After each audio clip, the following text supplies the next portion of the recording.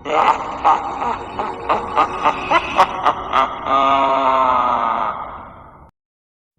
क्या, इतनी बदबू क्यों आ रही है?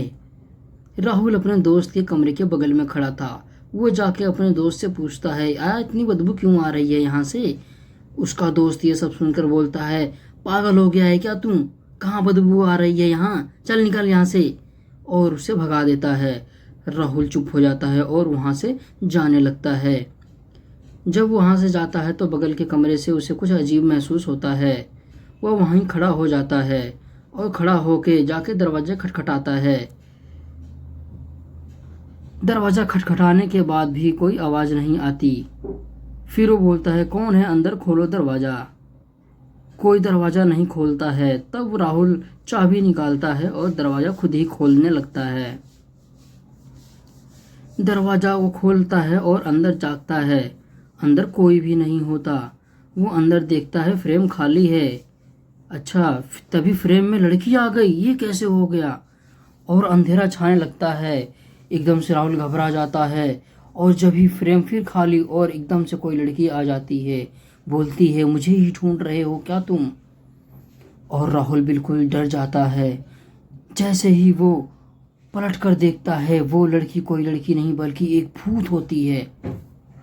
और वो काफ़ी ज़्यादा घबरा जाता है। वहाँ से तुरंत भागता है चिल्लाते हुए। जैसे ही वो बाहर निकलता है, हाँफता हुआ पीछे मुड़ के देखता है और फिर अपने कमरे में चला जाता है। कमरे में जाने के बाद वो जाकर बैठ जाता है एक कोने में और बैठकर सोचता है, ये सब क्या था? तभी उसका दोस्त वहाँ आ जाता है।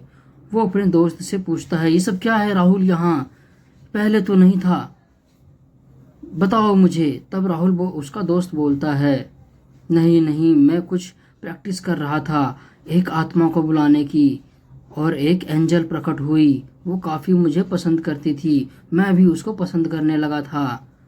फिर क्या? कुछ भी नहीं। चलो मुझे दिखाओ जरा, कहाँ है वो लेके जाता है राहुल को उस कमरे पे और वहाँ बुलाता है, एंजल एंजल।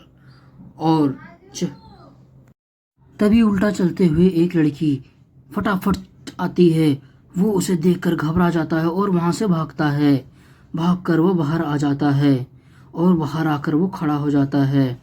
गेट से उसे कुछ आवाज़ें आती हैं। उसका दोस्त उस लड़की से बात कर रहा होता है, न जाने क्या बात कर रहा है। और राहुल वहाँ से जाने लग जाता है।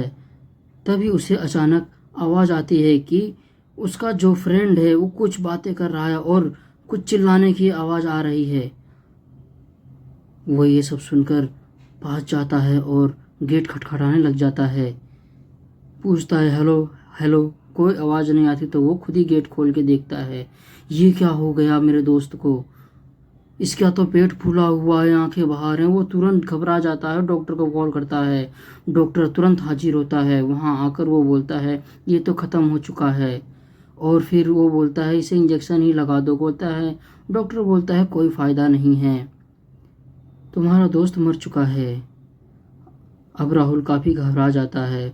वो डर के मारे अपने कमरे में जाता है। अपने दोस्त की सेल्फी को देख कर कुछ सोचता है। तभी वो लड़की वहाँ आ जाती है और लड़की आकर उसे निहारने लगती है। वो बोलती है, तुम मुझे अच्छे लगने लगे हो।